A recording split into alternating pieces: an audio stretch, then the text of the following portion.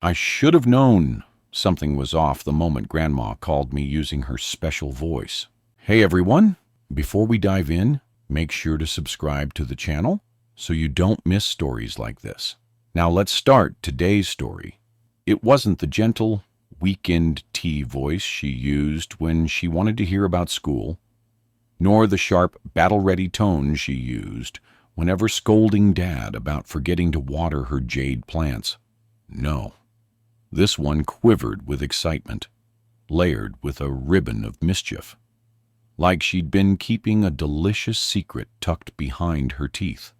"Evan, sweetheart," she breathed, just slightly out of breath, which was strange because Grandma never sounded tired, even when climbing our creaky staircase that complained louder than she ever did. "Pack your bags. We're going on a family vacation." I nearly launched my phone into the ceiling fan. "A vacation? Us? Seriously?" A laugh bubbled out of her, warm and triumphant. "Yes, a real trip. Beaches, pools, sunshine, the works." Then she lowered her voice conspiratorially. "I'm tired of waiting for your father to take some initiative, so we're doing it ourselves." It sounded too perfect. Unreal, even, like someone had taken my quiet, repetitive life and added a burst of color where there had only been grayscale for years. Dad hadn't taken a vacation in a decade, not since Mom died. Not since everything in our house shifted into a strange half-life where every day looked exactly like the one before. But hope, small and fragile, lifted inside me like a lantern flickering back to life. "So, where are we going?" I asked, half afraid the answer would be something small, like the next town over. "You'll see in the email," she said.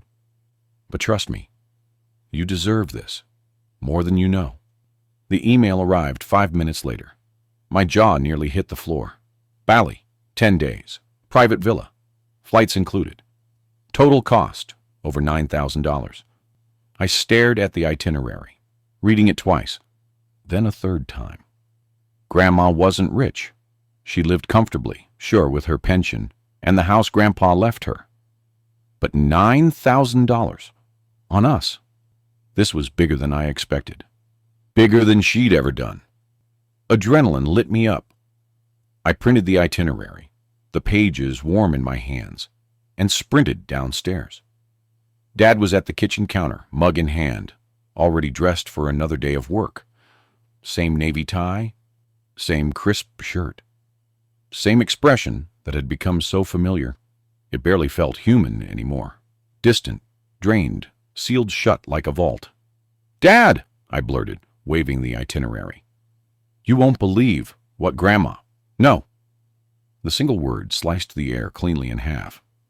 I stopped mid-step. "What?" He didn't even glance up. Didn't look at the paper. Didn't look at me. "We're not going."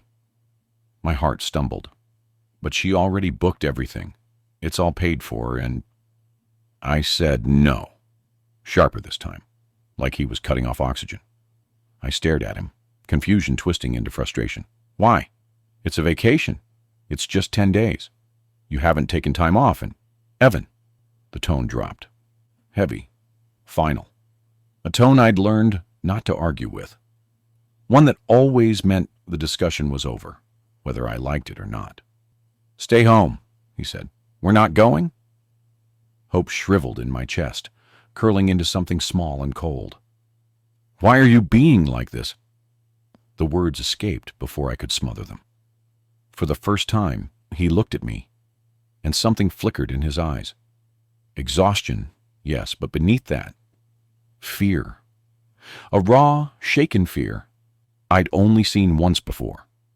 At Mom's funeral, when he clutched her urn like someone was trying to tear it out of his arms.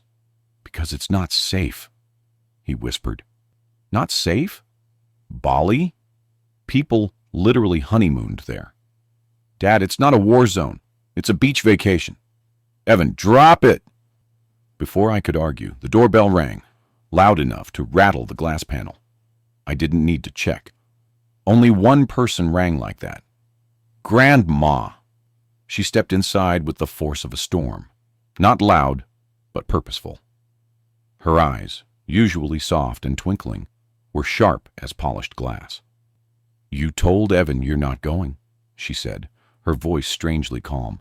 Too calm. The kind of calm that came right before an earthquake. Dad stiffened. "Mom, I already explained—" "No," she cut in. "You didn't." She brushed past him, wrapped me in one of her fierce, grounding hugs. The kind that made me feel like nothing bad could reach me, as long as she held on. But then she pulled back, her expression shifting, soft when she looked at me, then hard as steel when she turned to Dad. "What's going on?" I asked, feeling like the room was tilting. Grandma took a breath. "Tell him," she said to Dad, "or I will." His face drained of color. Actually drained, like someone had pulled a plug. "Mom, please," he said quietly. "Not now." "Now?" she insisted. No room for argument. "What are you talking about?" I asked, heartbeat thundering. Grandma reached into her purse, pulled out an old envelope, yellowed around the edges, creased like it had been opened and closed 100 times. Something about it felt wrong, heavy. Dad's posture collapsed, shoulders dropping, eyes closing, like the envelope alone was enough to break him. "Mom," he whispered, voice cracking. "Don't." She ignored him and pressed the envelope into my hands. "This," she said softly, "is the reason he told you to stay home." My fingers trembled as I opened it. Inside were 2 documents. A handwritten letter in my mother's familiar looping cursive. A sealed, official-looking paper, stamped with something I didn't recognize. My throat tightened. Just seeing Mom's handwriting felt like someone had grabbed my heart and squeezed. Why would she write this?" I whispered. "What is this?" Dad stepped forward, panic flaring across his face. "Evan, stop. You're not ready." "He's waited long enough," Grandma said firmly. With my breath shaking, I unfolded Mom's letter. The scent of lavender, her scent, drifted faintly from the paper, like some part of her had been waiting in those folds all these years. And then I saw the first line. "My dearest Evan, if you're reading this, it means the truth couldn't stay hidden forever." The world went silent, completely silent. Because the moment I read that line, I knew my life was about to crack open, and nothing, absolutely nothing, would ever be the same again. Mom's handwriting felt like a ghost, brushing its fingers across my skin. I had seen it only in fading birthday cards, tucked inside drawers, and the recipe books Grandma guarded like sacred relics. But this letter, this wasn't some nostalgic reminder. This was something heavier, older, waiting to be read like a confession sealed in time. It was long, emotional, weighted with a sadness I could feel even before reading a single word. And the fear curling in my stomach told me that whatever Mom had written, it was going to change everything. I swallowed and began reading aloud, my voice thin and shaky. "Evan, you deserve to know where you truly come from." The words didn't sound like mine as they left my mouth. They sounded distant, foreign, like they belonged to someone living a different life entirely. Dad stood stiff, as if bracing for an invisible storm. Grandma's lips were pressed tightly together, her eyes full of a pain she had probably held back for years. My vision blurred for a moment, not from tears, not yet, but from the weight of dread. Mom's next words carved into me. "Before your father and I married, something happened, something painful that I hid for far too long. I was hurt by someone I trusted, someone who took advantage of me." My stomach twisted so violently, it felt like something was clawing from the inside. "No," No, no, no. I tried to blink, tried to steady myself, but the words swam. Still, some part of me, the part desperate for the truth, kept dragging my eyes across the page. When I found out I was pregnant, I didn't know what to do. I feared the truth. I feared judgment. And I feared losing the man I loved, the man who would later choose to raise you as his own. My breath hitched. Dad wasn't my biological father.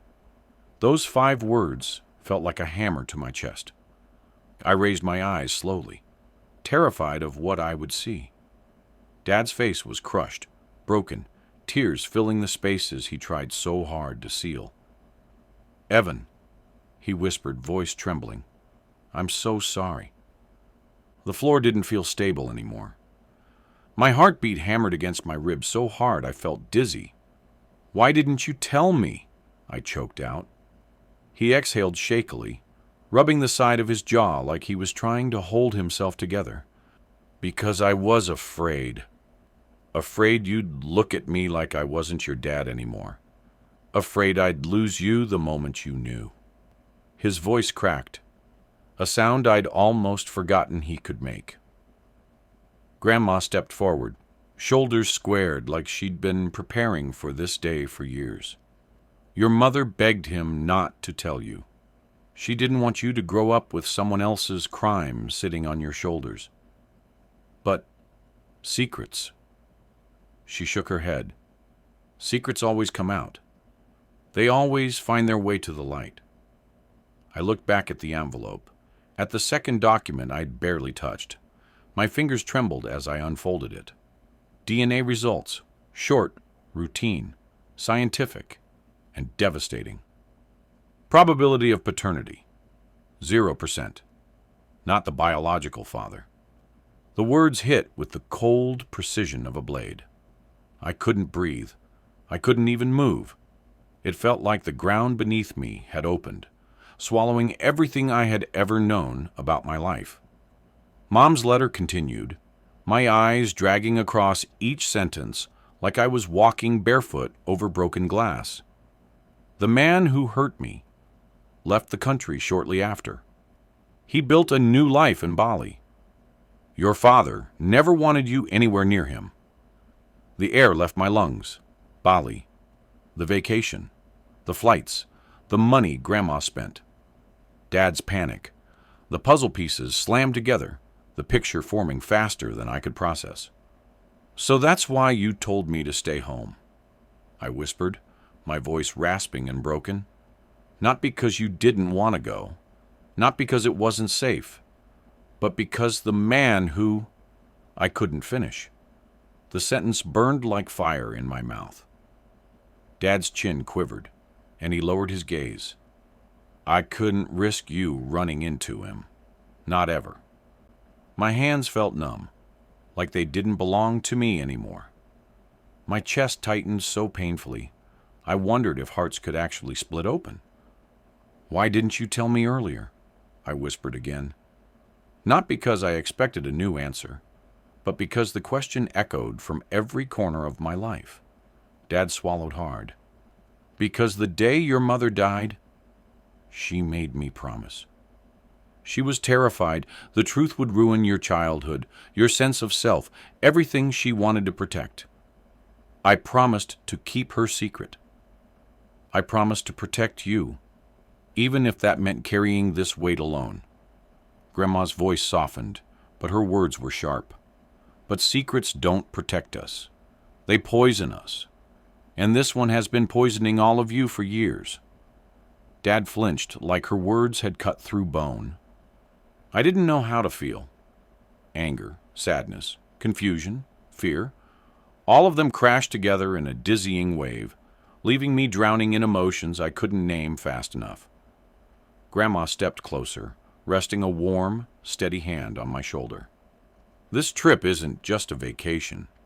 It's a chance to reclaim your story, to learn the truth, to stop letting the past dictate your future." Dad shook his head, panic returning. "No, absolutely not. Evan doesn't need to see that man. He doesn't need to dredge this up. Let the past stay buried. But inside me, something shifted. Something quiet but powerful. A spark I didn't know was waiting there. I folded Mom's letter carefully, reverently, like it was the last fragile piece of her I could still touch. When I looked up, the air felt different, heavier, but clearer too. "I need answers," I said softly. "I need to know what happened to Mom. I need to understand where I come from. And I can't do that if I stay home." Dad's face fell, collapsing into grief. But Grandma squeezed my shoulder and spoke with a certainty that didn't waver. "We're going," she said. And for the first time in years, Dad didn't argue. The next morning felt unreal, like waking up inside someone else's life. Suitcases lined the hallway in a neat little row, each one feeling heavier than it should, as if they were carrying all the secrets we hadn't spoken yet. Dad stood stiffly near the door, pale and expressionless, his hands hovering awkwardly near the luggage handles. He looked less like a man preparing for a vacation and more like a soldier, reluctantly marching toward the edge of a battlefield. Grandma, on the other hand, wore her bold red lipstick, the one she always put on when she intended to face the world head on. She looked fierce, determined, and strangely calm. I slipped Mom's letter into the front pocket of my backpack. The edges were soft now from how many times I'd unfolded it through the night. I didn't want to reread it anymore, but I couldn't stop myself either. Every sentence felt like a clue, a piece of her voice preserved in ink, a reminder that she once lived, hurt, loved, hoped, and tried desperately to protect me. The taxi ride to the airport was painfully quiet. The driver had the radio on low, some cheerful pop song that felt embarrassingly out of place. The city slid past us, morning fog lifting off rooftops, people hurrying to work, life continuing as usual. Meanwhile, my world felt like it was unraveling one thread at a time. Grandma hummed softly in the back seat, a tune that tightened Dad's jaw every time the melody reached a familiar note. It was the lullaby Mom used to sing while cooking dinner, the one she used to sway to with her eyes closed. Hearing it now felt like someone was pressing on a bruise I didn't know I had. When we reached the airport, the bright fluorescent lights felt too sharp against my eyes. At the check-in counter, the airline agent flashed us a vibrant smile. "Bali? Vacation or family visit?" Dad froze instantly. The words family visit echoed, heavy, loaded, dangerous. Grandma squeezed my hand before answering. "A vacation," she said. Then her voice softened, nearly a whisper, but also closure. Dad looked away. The flight felt endless. Even the gentle rumble of the engines did nothing to quiet the storm brewing in my mind. I couldn't focus on movies, or snacks, or the bright travel brochure tucked into the seat pocket. My thoughts jumped between Mom's words, Dad's broken expression, and the name that now felt like a shadow following me. Marcus Hale. At one point, Grandma placed a steady hand on mine. "Sweetheart," she murmured, "you don't owe anyone forgiveness. Not your dad, not the past, not the man who hurt your mother.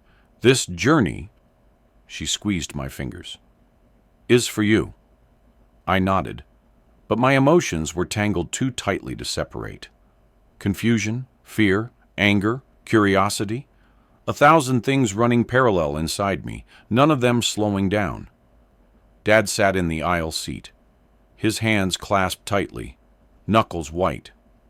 "If he tries to come near you," he whispered under his breath, "Daniel," Grandma warned sharply. "This is about truth, not revenge." He didn't answer.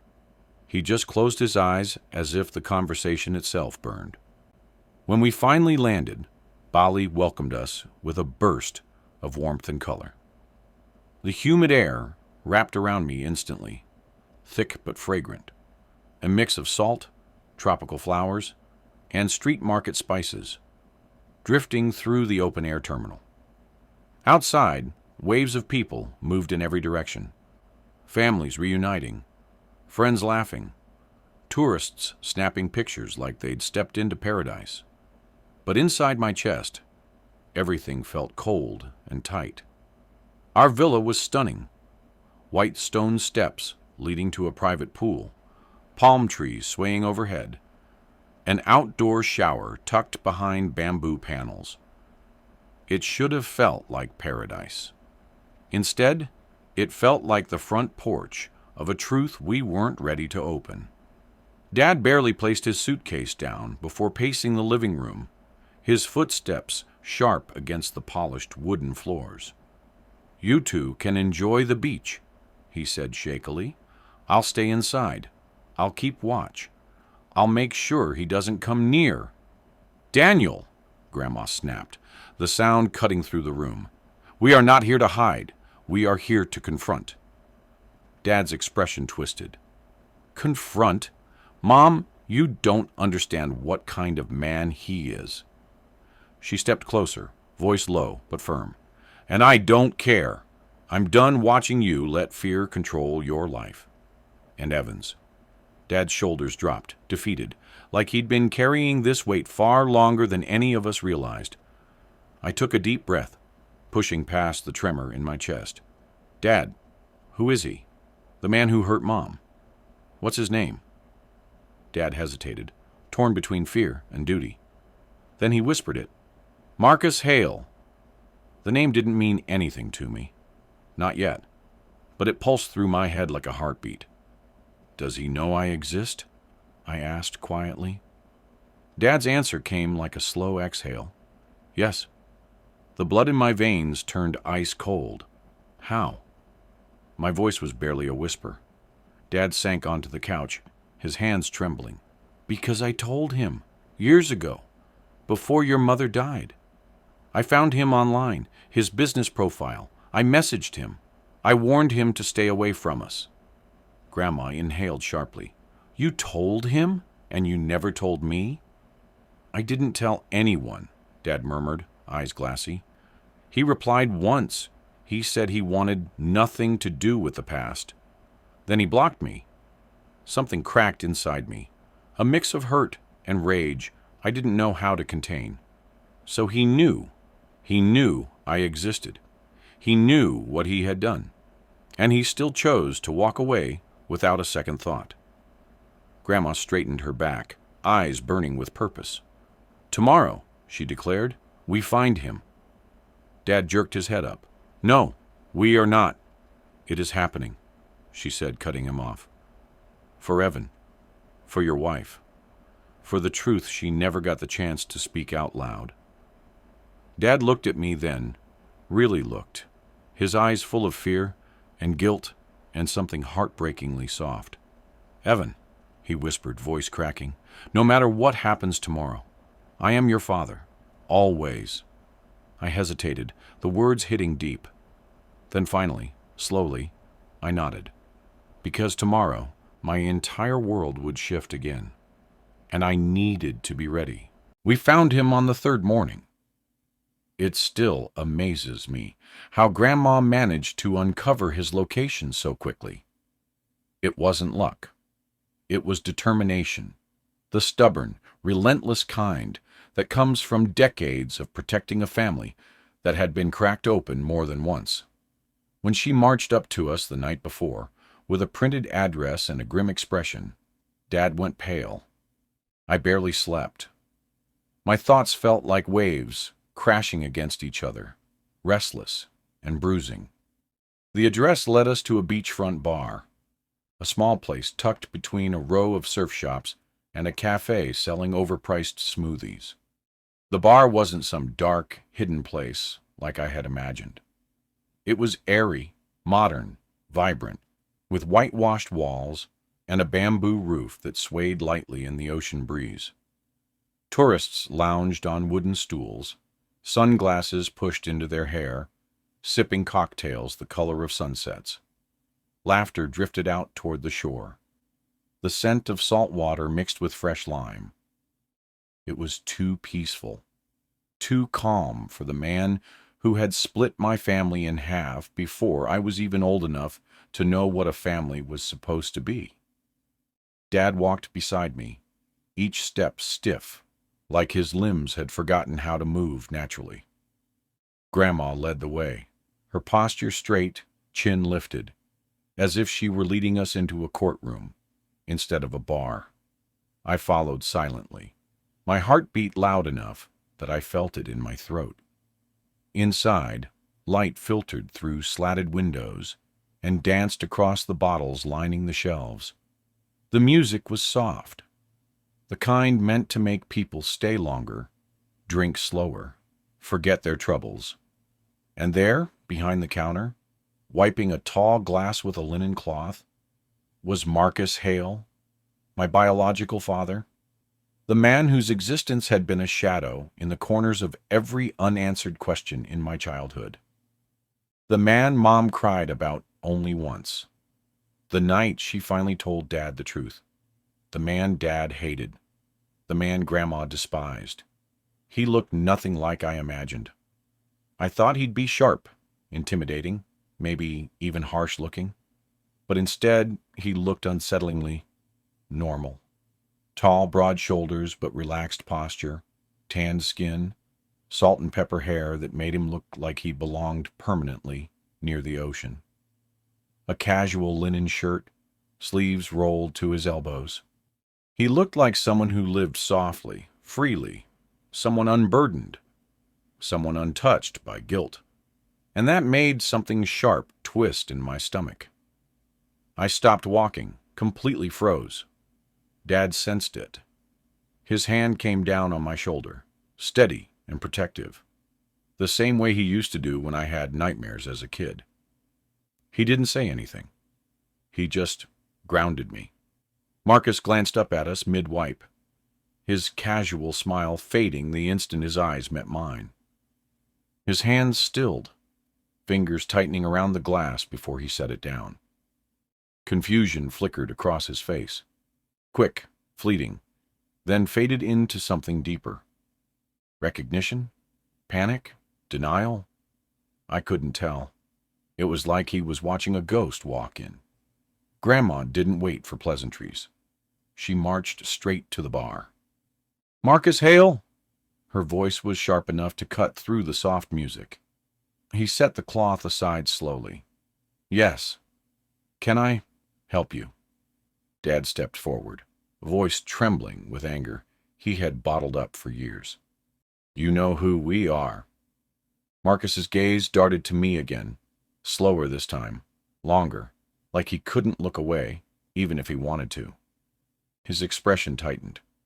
"I don't think I do," he said, but his voice wavered, the tiniest crack revealing the lie beneath. Grandma reached into her bag, pulled out an old photograph, and slammed it onto the counter. The slap echoed through the bar, turning a few heads. It was a picture of Mom holding me when I was maybe 6 months old. "You do now," she said. Marcus went rigid. Color drained from his face the way ink bleeds out of paper when water hits it. I don't know what you're talking about," he stammered weakly. My heart clenched hard enough to hurt. "Stop lying," I said quietly. He flinched, like the words themselves struck him. "I'm Evan," I continued, swallowing the lump in my throat. "You know who I am. You've always known." Silence blanketed the space around us. Even the music felt quieter. The bartender at the far end pretended not to stare. Then finally, Marcus exhaled, long, shaky. "I thought you'd never come." Dad bristled instantly. "We shouldn't have. But he deserves the truth, not years of silence and excuses." Marcus lowered his gaze. "Your mother, she never contacted me. I never knew what she wanted from me. I didn't know what my place was supposed to be." Dad took a step forward, jaw clenched tight. You hurt her. You didn't deserve a place." Grandma's voice was harder than I'd ever heard it. "She spent years rebuilding herself after what you did. Years. You don't get to rewrite history." Marcus looked genuinely shaken. "I was a stupid, selfish young man. I didn't understand the damage I caused. I'm not proud of the person I was." Anger burst inside me like a fire catching wind. "You didn't even try," I said. "You left. You disappeared. You didn't care." He looked me in the eyes, really looked, and for a moment I saw something that resembled guilt. Heavy, old, buried. "I thought staying away was better," he said softly. "She asked me never to contact her again. She was crying. She was terrified. So I respected what she wanted." Dad's voice cracked. "She asked you to stay away because you broke her." Marcus nodded slowly. "I know, and I'll regret what happened until the day I die." I swallowed, my chest tight. "Then why didn't you reach out when Dad told you I existed? When he gave you the chance?" Marcus hesitated, the kind that reveals truth. "Because I didn't want to destroy the life you already had," he said. "Your father, the man who raised you. He's the one who deserves that place." Dad's hand tightened on my shoulder. I could feel the emotions in it. Anger, pride, fear. I studied Marcus, this man whose absence shaped my entire life without ever being present in it. He wasn't a monster. He wasn't innocent. He was a coward. A man who ran instead of repairing what he broke. A man who confused silence with kindness. A man who convinced himself that abandonment was somehow mercy. And maybe that hurt more than anything. Grandma stepped forward, eyes fierce. "Evan deserves closure. Give him that at least." Marcus nodded. "Ask me anything. I owe you that." And so we talked. For an hour, we sifted through the past. The beautiful parts, the broken parts, the secrets and regrets. He answered every question, even when his voice shook. He didn't defend himself, didn't hide behind excuses. For the first time, I felt like I wasn't fighting a ghost. I was facing a man. By the time we stepped out of the bar, the sun was sinking behind the horizon, painting the sky orange and pink. The wind felt lighter. My chest felt lighter. I wasn't healed. I wasn't whole. But for the first time in a long time, I felt like I wasn't carrying something alone. A truth carried is always lighter than a truth buried. That night, the three of us sat by the pool at the villa. Me, Dad, and Grandma. After everything that had happened, after all the truths dragged from the shadows, and all the emotions that had shaken us throughout the day, this moment felt almost unreal. For the first time in years, it felt like a family again. Not perfect, not unbroken, but real. Honest, human. The sky above us was painted in layers of orange, purple, and fading indigo, a slow watercolor wash blending into night. The pool reflected all of it, shimmering gently, with every small ripple of wind that skimmed the surface. The lanterns placed around the deck glowed softly, their warm light flickering against the water, like tiny fireflies trapped in glass. Everything was quiet except for the distant crash of waves against the shore and the hum of night insects rising with the dark. Dad sat beside me, elbows resting on his knees, staring at the glowing water as if it held the answers to questions he'd wrestled with for years. His shoulders, usually straight and controlled, sagged with exhaustion. But there was something else beneath the tiredness. A softening, a loosening, a release he'd denied himself for too long. He finally spoke. "I thought bringing you here would destroy you," he said, his voice barely above a whisper. "I thought learning the truth would make you hate me." I turned toward him. His eyes stayed locked on the pool, almost afraid to meet mine. The vulnerability in his voice, the fear he tried so hard to hide, made my chest tighten. I shook my head. The only thing that would have made me hate you is being left in the dark. Dad swallowed hard. His Adam's apple bobbed. Slowly, he looked down at his hands, trembling just enough for me to notice.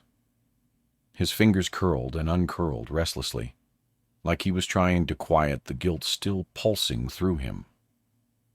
"Your mother wanted to protect you," he said. "She asked me to keep certain things buried. I wanted to honor her. I thought that was what love meant. But I made a mistake. I let fear control me. I let the past haunt our future." I reached over and placed my hand on top of his. His breath caught in his throat. When he looked up, his eyes were glistening, reflecting the shimmering pool lights. "Dad," I said softly, "you're the one who stayed. You're the one who raised me. Biology doesn't erase that." Something inside him cracked open. I could see it. His shoulders dropped as a long, shaky exhale rushed out of him, like he had been holding his breath for years. Grandma, who had been watching us, with her hands folded in her lap, smiled with a warmth that softened every sharp line of her face. "See, Daniel," she said, nudging him lightly. "I told you years ago, love isn't written in DNA. Blood doesn't raise a child. The heart does." Dad let out a small laugh. Small, but real. It was the first laugh I had heard from him since our plane touched down here days ago. I leaned back against my chair, staring up at the emerging stars. They dotted the sky like tiny shards of silver, scattered carelessly across an endless canvas. In that quiet moment, I felt something I hadn't felt in a long time. Peace. "I'm glad I met Marcus," I said quietly. "Not because I wanted a father. I already have one. But because I needed to close that chapter. I needed to know the truth instead of imagining it."